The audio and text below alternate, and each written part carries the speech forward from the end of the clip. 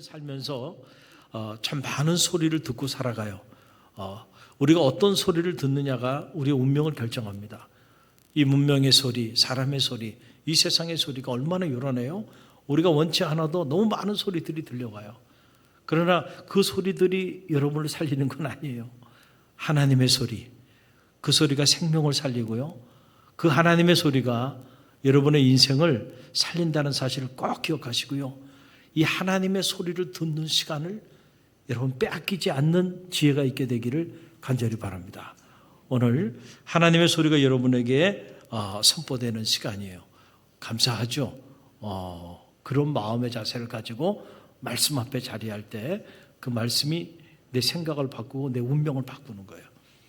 여러분 심리학자들의 일관된 이야기 중에 하나는 바로 뭐냐면은 이런 거예요. 사람은 하루 평균 6,000번의 판단을 하며 살아간대요. 6,000번의 판단. 그러니까 여러분은 이제 하루 사시면서 여러분들 한번 여러분 자신을 한번 들여다보세요. 끊임없이 여러분 지금 이 자리에 앉아 계시지만 저를 판단하고 계세요. 그렇죠? 제 외모도 판단하고 계시고 넥타이는 어떤 넥타이를 맸는지, 헤어스타일은 오늘 왜 저런지부터 시작해가지고 오늘 설교는 왜 이렇게 긴지 짧은지, 설교가 은혜로운지 그렇지 않은지 끊임없이 판단한다. 끊임없이 판단. 찬양은 잘하는지 못하는지부터 시작해가지고 자, 우리가 의식적으로 판단하든 무의식적으로 판단하든 끊임없이 판단해. 끊임없이 판단하고 살아가는데, 그런데 가만히 보면 그 판단의 기준은 언제나 우리는 우리의 기준에서 판단하는 거예요. 그렇죠. 우리가 우리 기준을 넘어서서 판단하기는 어려워요. 그래서 철학적으로 객관적 지식을 갖는다고 하는 것은 거의 불가능하다. 왜냐하면 우리는 객관적인 존재가 아니기 때문에 우리는 주관적인 존재야. 그래서 우리의 이 주관성을 넘어서서 어떤 사물이나 어떤 일에 대하여 객관적 판단을 하기는 불가능한 존재라는 거예요. 우리가 착각하고 있을 뿐이죠. 내가 생각하고 내가 판단하는 건 대단히 합리적이고 대단히 보편적이고 대단히 객관적인 거라고 생각할 뿐이지.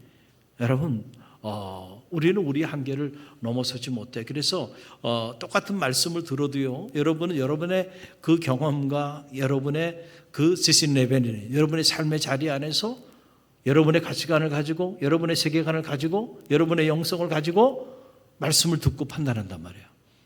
그렇죠? 틀림이 없습니다. 그래서 똑같은 말씀을 전하고 나서 어떻게 느꼈냐고 보면요, 10명이면 10명 다 다르게 반응을 보입니다. 왜냐하면 우리 각자는 각자 자기 나름대로 이렇게 판단하며 살기 때문에 그래요. 그래서 어떤 경우는 보편적 진리가 아니에요. 우리가 판단하는 게. 그렇죠. 그러니까 우리의 판단의 한계성을 우리가 인지하고 살아가는 거, 이게 중요하다는 거예요. 여러분, 제가 여러분에게 말씀드리고 싶은 거는 왜 그러냐면은 지금 로마 교회에 일어난 일이에요. 로마 교회 안에 그들이 예수 그리스도를 구주로 영접하고 여러분처럼 믿음의 길을 걸어가고 있는데, 그 주님의 피로 값주고 사신 그 교회 공동체 안에 함께 신앙생활을 하면서도 이 유대인 신앙인들하고 그 다음에 이방인 신앙인들 사이에 끊임없이 서로가 서로를 판단해, 서로가 서로를 또 평가하고 비교하고 그러면서 그들 사이에 끝없는 갈등과 긴장, 분쟁이 교회 공동체 안에 있었다는 거예요. 그러니까 이게 치유가 필요한 거예요. 그렇죠? 그래서 사도 바울이 이 로마서를 통하여 말씀으로 그들의 이 분쟁과 갈등을 치유하는 이런 놀라운 말씀을 전해준 거예요. 그래서 로마서 14장은 강론이라고 했죠. 강론, 구원받은 성도들이 구체적으로 어떻게 살아야 하는지, 특별히 사람과 사람 사이의 관계, 이 관시라고 하는 게 너무너무 중요한데, 이 인간관계, 성도 간의 관계를 우리가 어떻게 맺고 살아가야 하는지, 거기에 관한 놀라운 메시지를 이 로마서 14장을 통해서 조목조목 얘기해 주고 있는 거예요. 예수 그리스도를 구주로 영접했음에도 불구하고, 자, 이 유대 공동체 배경을 가지고 있었던 유대인 크리스찬들은 여전히 먹는 문제가 중요했단 말이에요. 무엇은 먹어야 되고 무엇은 먹지 말아야 되고, 율법의 기준으로 또 어떤 기일이 중요했고, 그리고 전통, 교회 전통이 너무너무 중요한 거예요. 그래서 그런 것들을 가볍게 여기고 그런 것들을 쉽게 생각하는 이 이방인 크리스찬들을 보니까 견딜 수가 없는 거야. 그래가지고 서로가 서로 간에 판단하고 평가하고 이러고 나가고 있는 거예요. 제가 최근에 어떤 책을 구입해서 읽고 있는데 보니까 오무교회가 밀려온다 뭐 이런 얘기예요. 저도 이제 미래에 관심이 많고 또 미래를 준비해야 되기 때문에 그래서 이제 그런 책들도 이렇게 보는데 앞으로는 십자가 없는 교회, 직분도 없는 교회, 그다음에 새벽기도도 없는 교회, 뭐 보내면 다 없는 교회, 이제 그런 교회들, MZ 세대들, 신인류라고 말하는 새로운 젊은 세대들에게서는 우리가 생각하는 그 전통적인 가치 이런 것들이 그들에겐 그렇게 중요하지 않아. 자, 그러다 보니까 우리 지금 여기 나이가 있으신 분들 입장에서 보면은 이거 무슨 황당한 얘기냐 이렇게 생각할 수 있지만은 그러나 또 우리 자녀 세대의 입장에서 본다고 한다면 또 이해할 수 있는 부분이 있어요. 저는 얼마든지 그럴 수 있겠구나. 그래서 그거를 우리의 잣대로 자꾸 재단하지 말고 빨리 그런 변화에 우리가 적응하고 또 그런 변화에 우리가 능동적으로 대처해야만 우리 갈릴리 교회도 또 새로운 세대들과 함께 신앙생활을 할 수 있는 거예요. 그래서 비본질적인 것들을 가지고 목숨을 걸면 안 돼. 사실은 뭐 먹는 문제, 길이 어떻다, 뭐 이런 거, 그렇죠? 이런 것들은 어떻게 보면 본질은 아니야, 그게. 그죠? 그게 진리가 아니잖아요. 그러나 우리가 그렇다고 한다면 그런 것들에 대해서는 과감하게 어떻게 해요? 우리가 수용하고 융통성 있게 그런 것들에 대해서 얼마든지 우리가 내려놓을 수도 있어야 한다. 그거에 목숨을 걸면 안 된다니까. 우리가 목숨 걸어야 되는 건 오직 진리. 할렐루야. 그 진리 앞에서 그 본질 앞에서는 목이라도 내놔야 되는 거예요. 그 양보하면 안 돼. 그러나 그 외에 비본질적인 것들은 웬만하면 용납하고 그리고 화목을 이루기 위하여 그것을 분쟁의 그 소지로 삼아서는 안 된다라고 하는 거예요. 그러니까 오늘 주는 메시지가 그런 거예요. 그래서 사도 바울이 말씀으로 그들을 치유하는 겁니다. 10절 말씀 함께 읽어봅니다. 내가 어찌하여 내 형제를 비판하느냐? 어찌하여 내 형제를 업신여기느냐? 우리가 다 하나님의 심판대 앞에 서리라 그런 거예요. 첫째, 형제를 비판하지 말라. 비판하다, 크리네이스라고 하는 말이에요. 단순히 평가하다 이런 얘기가 아니고 정죄하다, 깎아내리다, 심판하다는 거예요. 또 형제를 업신여기지 말라는 거예요. 이 업신여기다라고 하는 말, 엑스테네이스라고 하는 말인데 무가치한 존재로 평가하다는 거예요. 여러분, 우리가 어떻게 무가치한 존재가 될 수 있어요? 우리 중에 누구도 무가치한 존재는 한 사람도 없습니다. 그런데 어떻게 형제에 대해서 무가치한 존재처럼 형제를 업신여기고 그리고 형제를 정죄하고 심판을 하느냐는 거예요. 그거 하지 말라는 거예요. 왜냐하면 유대인 크리스찬이 됐든 이방인 크리스찬이 됐든 우리 모두는 다 너나 할 것 없이 결국은 우리가 마지막 때에 하나님의 심판대 앞에 설 사람들이다. 우리를 판단하고 심판하고 정죄하실 분은 오직 우리의 심판관이 되시는 하나님 한 분밖에 없다는 거예요. 할렐루야. 그런데 심판관이 되시는 하나님의 그 권한을 왜 여러분이 그 권한을 빼앗아서 마치 여러분이 심판관이 된 것처럼 형제를 판단하고 형제를 정죄하고 형제를 비판하면서 나가느냐? 그렇게 하지 말라는 거예요. 우리가 가치가 있건 가치가 없건 그걸 판단하는 것은 오직 누구만 할 수 있어요? 하나님만 하실 수 있는 거예요. 함부로 형제를 업신여기지 말라는 거예요. 함부로 저 사람이 나와 같지 않다고 나와 같이 신앙생활하지 않는다고 해서 그 사람을 너무 쉽게 정죄하지도 말라는 거예요. 나 영성도 뭐가 있어요? 칼라가 있어. 칼라가 있습니다. 그렇죠? 어떤 사람은 뜨겁게 기도해야 기도한 것 같은 사람이 있고 어떤 사람은 또 조용히 묵상 기도하는 것이 자기에게 맞는 사람이 있어. 그렇죠? 다 어떤 사람은 신앙이 전혀 없는 것처럼 보이는데 그런데 아주 중요한 위기의 순간에 정말 믿음으로 결정하며 나가는 사람이 있는가 하면 어떤 사람은 평소에는 막 신앙이 쫙 보이는데 정작 위기가 오면은요, 저 사람이 정말 신앙이 있었던 사람인가 싶을 정도로 전혀 신앙인의 모습을 보이지 못한 이들도 있어요. 겉으로 판단해서는 안 돼요. 다 각자 나름대로 자기의 길을 자기 칼라대로 또 자기 영성대로 살아가고 있어요. 그 우리를 판단하실 이는 오직 누구만 가능해요? 하나님 한 분만 가능하다. 근데 우리가 그 권한을 우리가 빼앗게 되면은 그때부터 문제가 생기는 거예요. 여러분 잘 아셔야 돼요. 우리에게 주어진 자유는요, 오직 사랑할 자유밖에 없어. 무슨 자유요? 사랑할 자유. 그거는 우리에게 부여된 책무예요. 사랑하라는 거예요, 우리는. 근데 우리에게 부여되지 않은 책무가 뭐예요? 정죄하는 거, 판단하는 거, 비방하는 거, 비판하는 거. 이거는 우리에게 부여된 게 아니야. 그거는 하나님이 하실 거야. 하나님이 다 보고 있죠. 우리가 정말로 잘못했고 누군가가 정말로 비난받아야 되는 그런 삶의 자리에 있다고 한다면 그 상황을 누가 알고 계세요? 하나님 알고 계시고요. 하나님이 하나님의 방법으로 정죄하시고 심판하시고 판단하실 것입니다. 할렐루야. 우리의 권한이 아니에요. 우리의 권한은 오직 사랑할 권한밖에 없어. 할렐루야. 할렐루야. 우리의 책무는 이 사랑할 자유밖에 없어.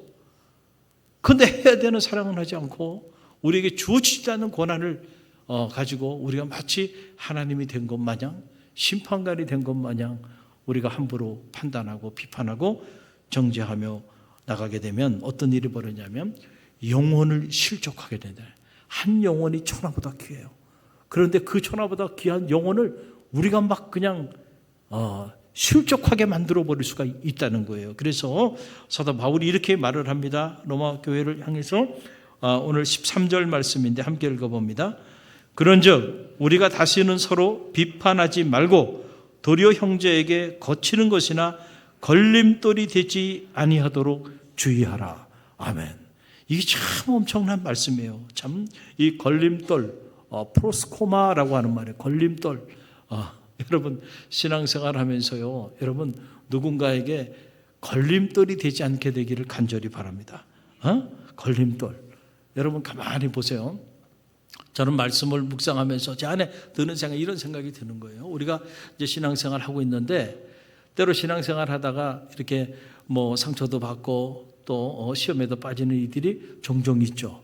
그런데 가만히 보면 그 사람들이 교회 밖에 있는 사람들 때문에 시험에 빠지고 교회 밖에 있는 사람들 때문에 상처를 받아서 그렇게 힘들어하는 걸까요? 아니면 교회 공동체 안에 있는 사람들, 그 사람들 때문에 상처받고 그 사람들에 의해서 시험에 빠지는 걸까요? 너무 어려운 질문이에요. 의외로요, 믿지 않은 교회 밖에 있는 사람들 때문에 상처받는 거 아니야. 그 사람들이 우리를 시험에 빠뜨리게 만드는 게 아니에요. 교회 안에 있는, 그렇죠? 그것도 신앙생활을 잘 하고 있다고 말하는 그 사람들 때문에 영혼이 실족함을 받고 떨어져 나가는 경우들이 허다하다는 거예요. 그러니까 이게 얼마나 아이러니한 일이에요. 그렇죠? 우리는 공동체 안에 있는 우리는 영혼을 살리는 사람들이에요. 죽어가는 영혼을 우리가 어떻게라도 살려야 돼. 구원해야 돼. 건져야 돼. 그런 사명에 있는 우리가 왜 우리 공동체 안에 있는 사람들에게 걸림돌이 돼서 그 사람들을 넘어뜨리게 만들고 그 사람들을 심에 빠지게 만들어서 구원의 반열 안에 들어온 영혼을 구원의 방주에서 쫓아내냔 말이에요. 여러분, 이 죄를 나중에 어떻게 감당하려고 하냐 말이죠. 한 영혼이 우리 때문에 실족하게 된다면 차라리 연자맷돌을 마고 바닷속에 빠져 죽는 게 더 낫다 그랬잖아요. 이렇게 무서운 말씀을 주셨어요. 그렇기 때문에요, 여러분, 우리가 신앙생활 할 때요, 잘 따라해 보세요. 말이 중요합니다. 뭐가 중요하다고요? 말 조심해야 된다는 거예요. 여러분 아무 생각 없이 그냥 하는 말, 그 말이요, 한마디의 말이 사람을 살리기도 하지만 사람을 죽이기도 해. 어떤 사람은 그냥 자기 느껴지는 대로 아무 생각 없이 그렇게 제어하지 않고 그냥 막 하는, 너무 쉽게 말을 많이 하죠. 그렇게 한 그 말 한마디가 누군가에게 가슴에 비수처럼 꽂혀서 평생 아물지 않는 상처로 남을 수도 있는 거야. 하나님 우리 입술에 권세를 주셔서 이 한마디의 말로요, 반대로 죽어가는 사람을 살릴 수도 있어. 할렐루야. 생명이 살아날 수도 있어. 부부간에도 말 조심해야 돼. 부모 자식 간에도 말 조심해야 돼요. 가까울수록 더 말을 조심해야 돼요. 왜냐하면 이 말이 파워가 있기 때문에. 그 자녀들에게도 여러분 말을 해야 된다고 한다면 걸림돌이 되는 말을 하지 말고 디딤돌이 되는 말을 하게 되기를 간절히 바랍니다. 부부간에도 성도들끼리도요, 걸림돌이 되는 말을 여러분들 구사하며 산다고 한다면 여러분 저주받은 인생이 되고 말 거야. 여러분 때문에 생명이 살아나야지 생명이 죽어 넘어간다면 여러분 신앙생활을 왜 하는 거예요? 하나님이 축복의 문이요, 죄송하지만 닫히게 돼 있다니까. 그런 사람들에게 하나님이 열어주지 않아요. 그 사람을 축복하지 않는단 말이에요. 자, 걸림돌이 되는 말이 있어요. 어떤 말이 있냐면은 남을 이렇게 비판하는 말, 판단하는 말, 너무 쉽게 불평하는 말, 원망하는 말, 미워하는 말, 그리고 비방하는 말. 이런 말들은요, 생명을 죽입니다. 생명을 넘어뜨려요. 걸림돌이 된다는 거예요. 걸림돌이 뭔지 아시죠? 이런 말을 구사하면 안 돼. 그래서 자나 깨나 불조심, 옛날에 그랬어요. 근데 저는 여러분에게 말씀드리고 싶어요. 자나 깨나 말조심.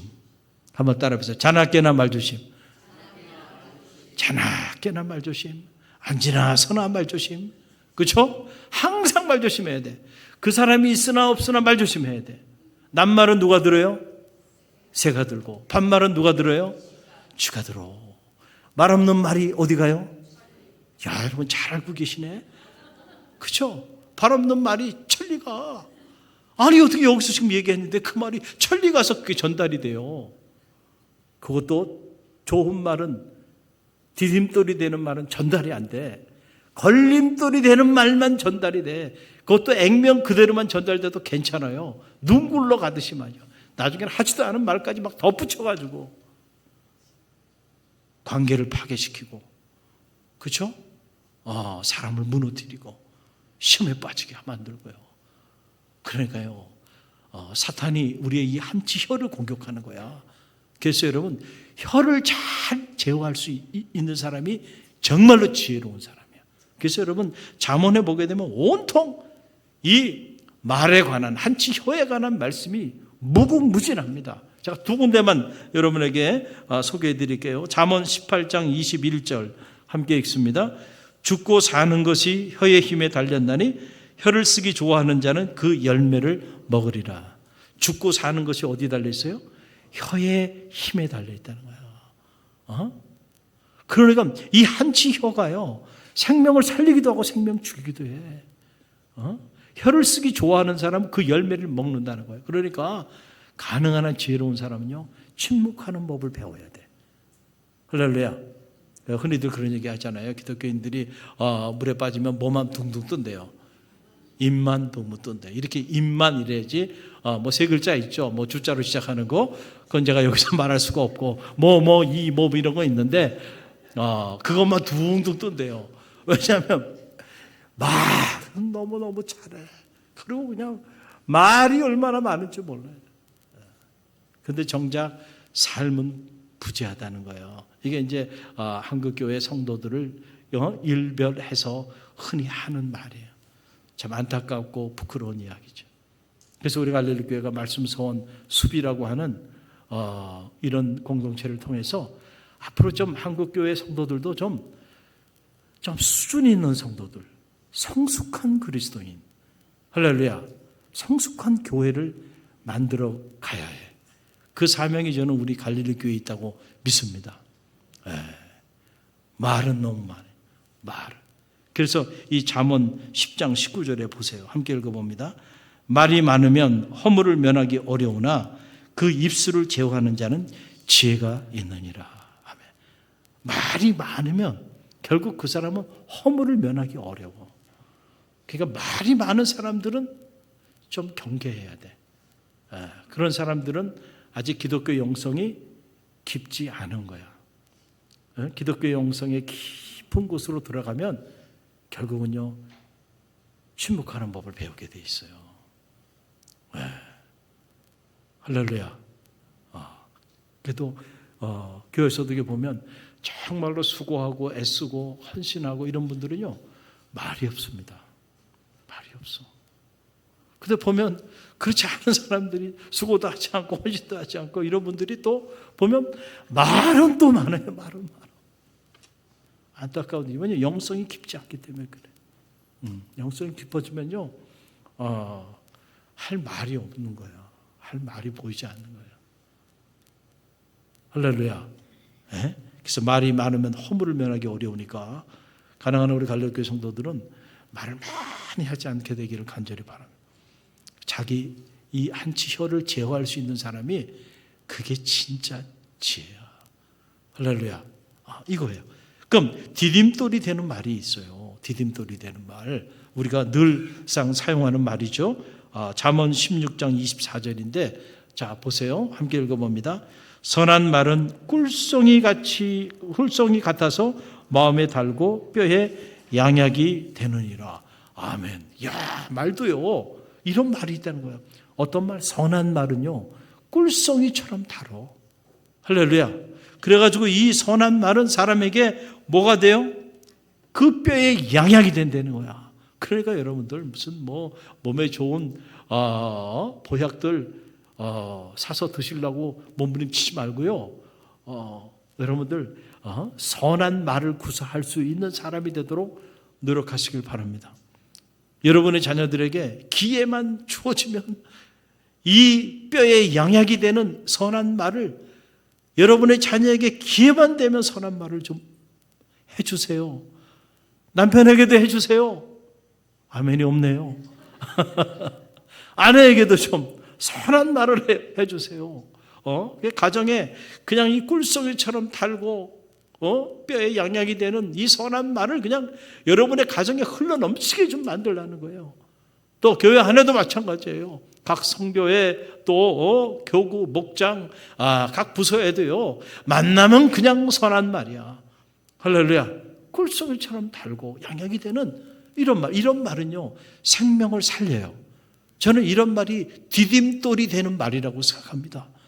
여러분, 이런 말, 이런 말 구체적으로 어떤 말이냐면 이해하는 말, 상대를 이해해 주는 말. 그렇죠?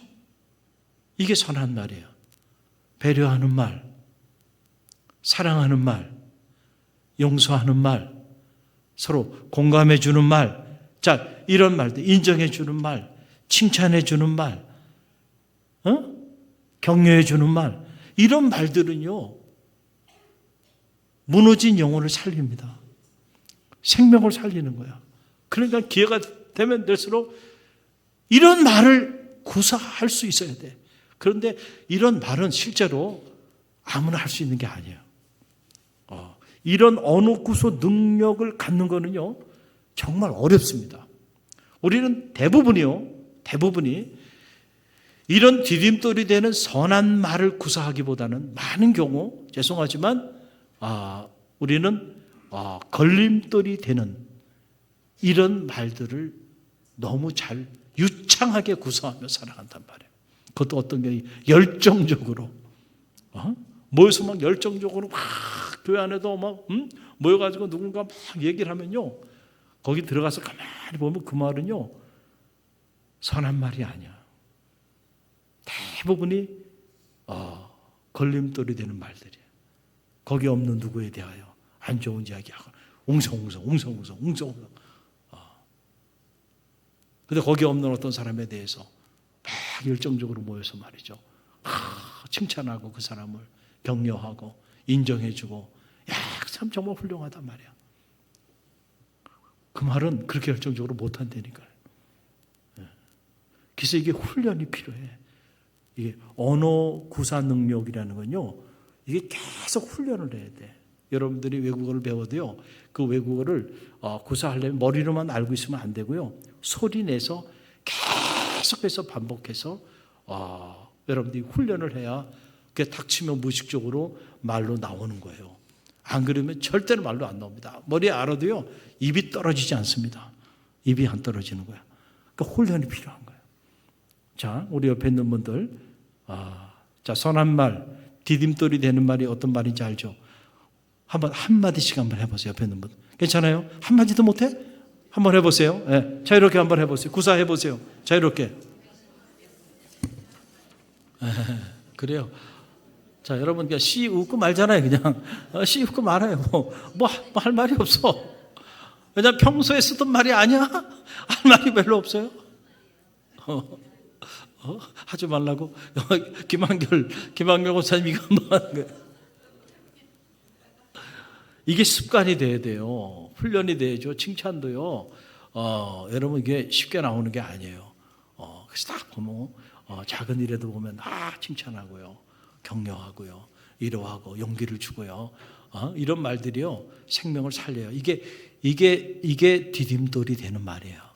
우리 그리스도인들은 이런 디딤돌이 되는 말을 하며 사는 사람들이에요. 그래서 사도 바울은 에베소서 4장 29절에서 에베소 교우들에게 그래서 이렇게 말합니다. 자, 우리 함께 읽어봅니다. 무릇 더러운 말은 너희 입 밖에도 내지 말고 오직 덕을 세우는 데 소용되는 대로 선한 말을 하여 듣는 자들에게 은혜를 끼치게 하라. 아멘. 얼마나 말에 관한 말씀들이 많아요. 그러니까 말은 두 가지 종류의 말이 있다는 거예요. 하나는 더러운 말이 있고 하나는 선한 말이 있다. 그 더러운 말이 뭘까? 이게 걸림돌이 되는 말이에요. 그렇죠? 이 걸림돌이 되는 말들. 그러면은 자, 선한 말이 뭐예요? 덕을 끼치고 은혜를 끼치는 선한 말, 이게 디딤돌이 되는 말이에요. 그러니까 우리의 영성이 실제로 정말 깊어지면은요, 기독교 영성은 그 마음의 자리 안에서 마음의 심령의 변화를 가져오게 되고 그 심령의 변화를 따라 우리의 말이부터 달라지는 거야. 말이 달라져. 야, 저 사람 저렇게 항상 만날 까칠한 말을 하고 살았던 사람이 어느 순간에 말이 부드러워졌네. 야, 저 사람이 남에 대해 칭찬도 저렇게 하네. 남을 인정도 하고 항상 저 사람을 만나면 누구 헐뜯고 누구에 대해서 안 좋은 얘기하고 누구를 항상 이렇게 비하하고 이런 말을 그냥 늘상으로 구사하며 살았던 사람인데 야, 말이 달라지네. 어떻게 사람이 저렇게 바뀌지? 네. 그 변화를 주님을 알지 못하는 이들에게 여러분 그 변화를 느끼게 하는 그런 갈릴리교회 성도들이 되시길 간절히 바랍니다. 우리가 맨날 신앙이 좋다고 그러고 교회 안에 모여서 이런 사역도 하고 저런 사역도 하고 뭐 이런 직분도 가지고 뭐 해요. 그런데 우리가 우리 일상의 삶의 자리 안에서 여전히 말이 바뀌지 않았다고 한다면 여러분 다시 한번 우리 자신을 깊이 성찰할 수 있는 지혜가 필요하다는 거예요. 할렐루야. 더러운 말로 사람을 무너뜨리는 그런 삶을 살지 말고요. 선한 말로 사람을 세우는 그런 생명사역자가 되시길 바랍니다. 오늘 대강절을 보내고 있는데 특별히 여러분이 여러분 자신을 한번 들여다보세요. 나는 과연 디딤돌이 되는 말을 구사하는 사람인가? 아니면 걸림돌이 되는 말을 그렇게 구사하며 살아가는 사람인가? 점검해보고 우리 이 자리에 계신 분들 우리 갈릴리 교회 3% 이내에 드는 코어그룹에 되는 귀한 성도들인데 여러분들은 더러운 말은 생각도 하지 마시길 간절히 바랍니다. 선한 말 여러분이 말을 한다면 그 말 때문에 교회의 덕을 세우고 누군가 그 말을 듣고 은혜를 받게 되는 그런 말을 구사할 수 있는 그런 성도들이 되시길 주님의 이름으로 간절히 축원드립니다.